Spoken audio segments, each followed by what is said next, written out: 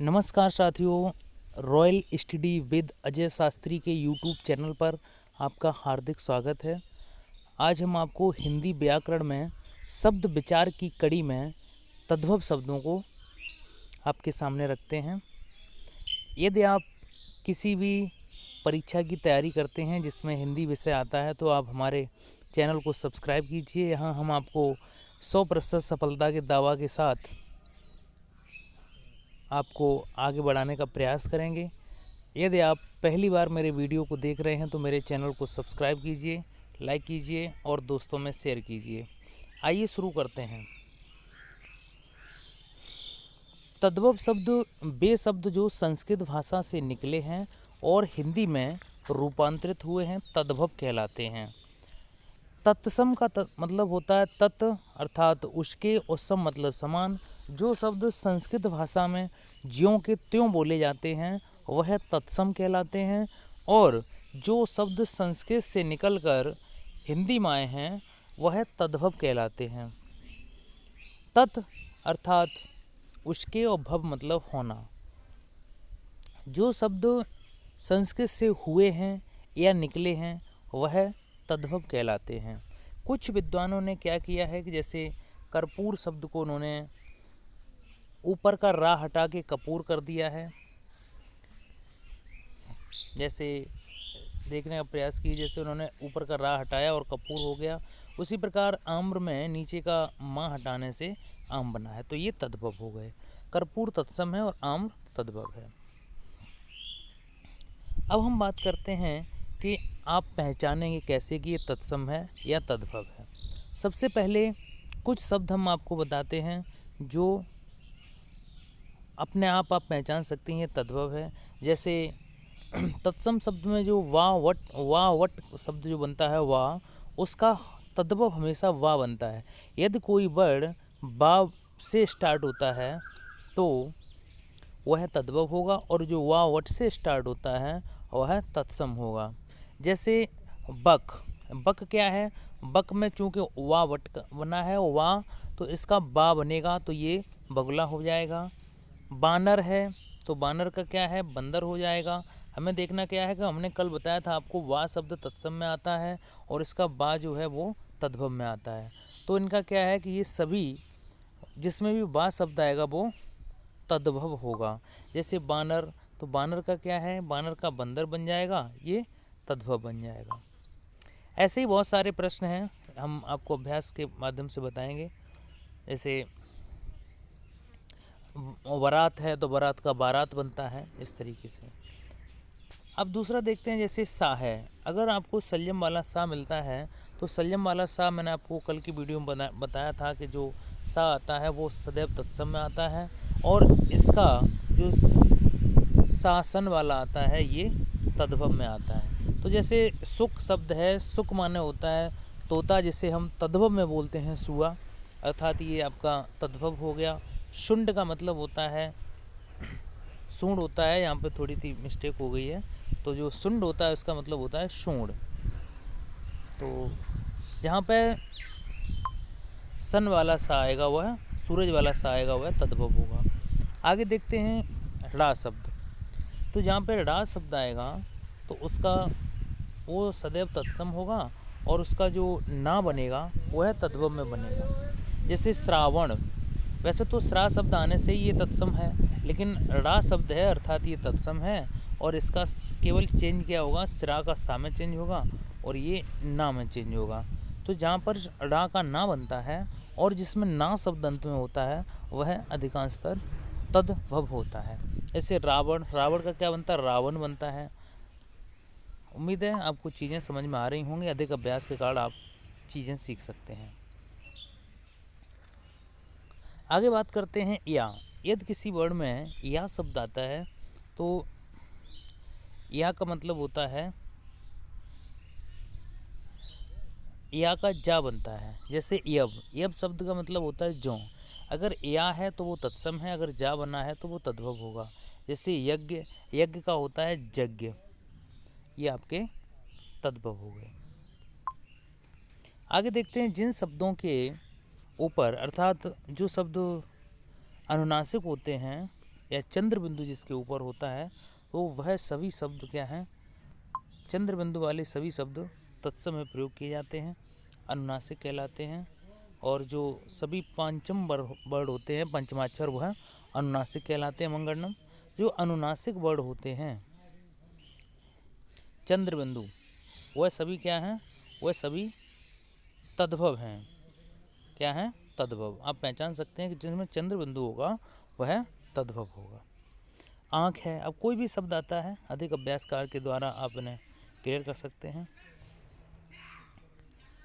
तद्भव शब्द क्या है कि तद्भव शब्द तद तथा भव के योग से बना है। यहाँ तद का अर्थ होता है उससे एवं भव का अर्थ होता है होना, उत्पन्न होने वाले, अर्थात ऐसे शब्द जिनकी मूल उत्पत्ति तो संस्कृत भाषा से हुई मानी जाती है, परंतु भाषा विकास के कारण आज उनके उच्चारण में अंतर आ गया है, ये तद्भव शब्द माने जाते हैं। जैसे आग, सूरज, चांद, तारा, घड़ा, घड़ी, हाथ, पैर, गर्दन, जीभ, मुँह, नाक, आम, आंवला, इमली, सेब, केला इत्यादि। आइए विचार करते हैं कुछ शब्दों पर। कुछ शब्द तद्भव दिए हैं जिनके हमें तद्भव तत्सम बनाना है।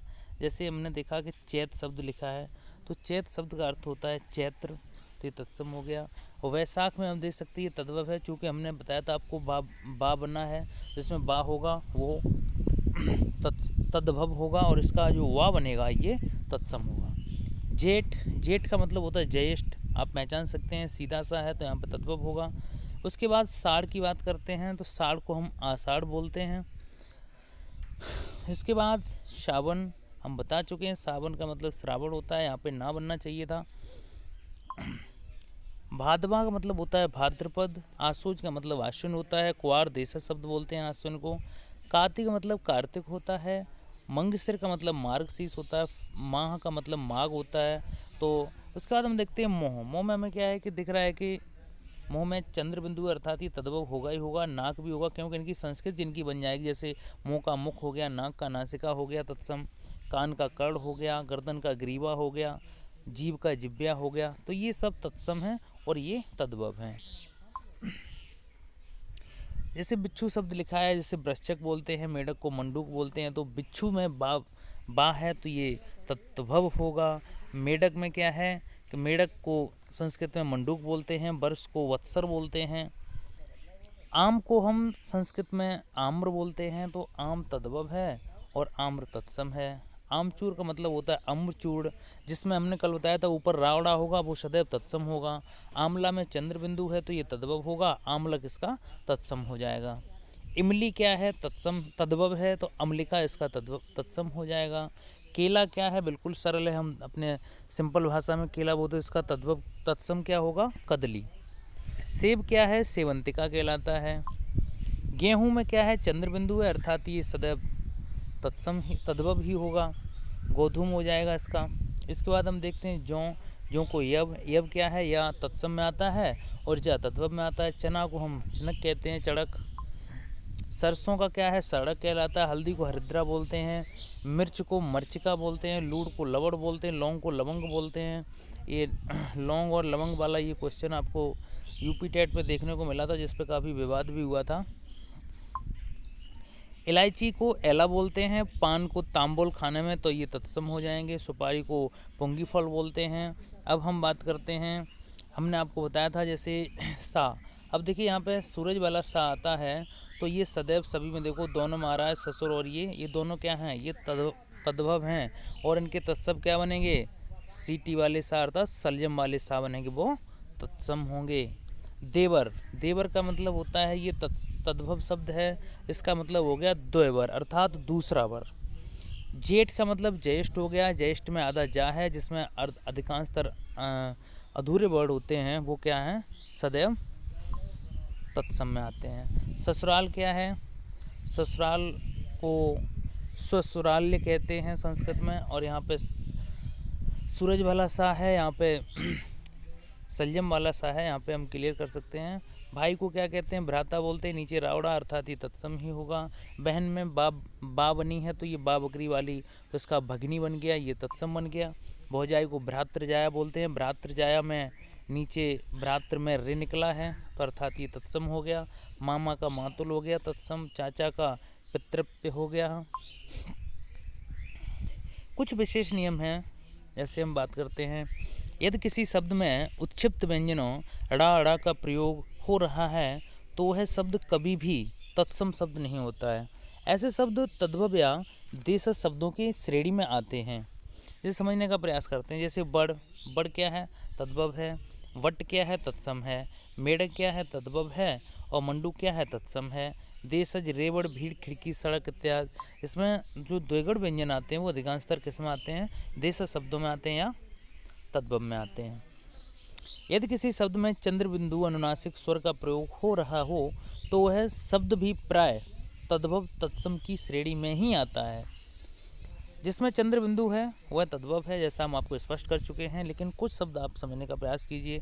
जैसे हमने देखा आँख, आँख में चंद्र बिंदु है तो क्या है? हमने बताया चंद्र बिंदु किस में जाएगा? तद्भव में जाएगा। अच्छी क्या है? ये तत्सम में जाएगा। ऊँट में चंद्र बिंदु है, ये काय में जाएगा? तद्भव में जाएगा। उष्ट्र में क्या है? नीचे रा भी निकला है, आधा वर्ड भी है तो ये तत्सम में जाएगा। ईंट क्या है? बिल्कुल सिंपल है, तद्भव है। इष्टिका क्या है? तत्सम हो जाएगा। अंधेरे में चंद्र बिंदु है तो ये तद्भव हो जाएगा। अंधकार में अंक की बिंदी है तो ये तत्सम है। जो चंद्र बिंदु है वह तद्भव में जाता है और जो अंग की बिंदी है वह तत्सम में और चंद्र बिंदु तद्भव में जाता है। कुछ अपवाद हैं, जैसे हम देखते हैं कांस्कार। कांस्कार क्या होता है? कसेरा होता है, ये तत्सम हो गया। हालांकि यहाँ पे चंद्र बिंदु है। कुछ अपवाद की चीज़ें हम स्पष्ट की दे रहे हैं, जैसे कसेरा क्या है? तद्भव हो गया। कास्कान क्या है? तत्सम है। कौन कौन? तद्भव है। यदि किसी शब्द में रे अथवा मूर्धन्य षा का प्रयोग हो रहा हो तो वह शब्द सदैव तत्सम ही माना जाता है। जैसे ऋषि, ऋण, ऋतु, कृषि, कृपा, आकृति, वर्षा इत्यादि। उम्मीद है आपको चीज़ें समझ में आई होंगी। यदि आपको मेरा वीडियो पसंद आया है तो लाइक कीजिए, सब्सक्राइब कीजिए, लाइक कीजिए।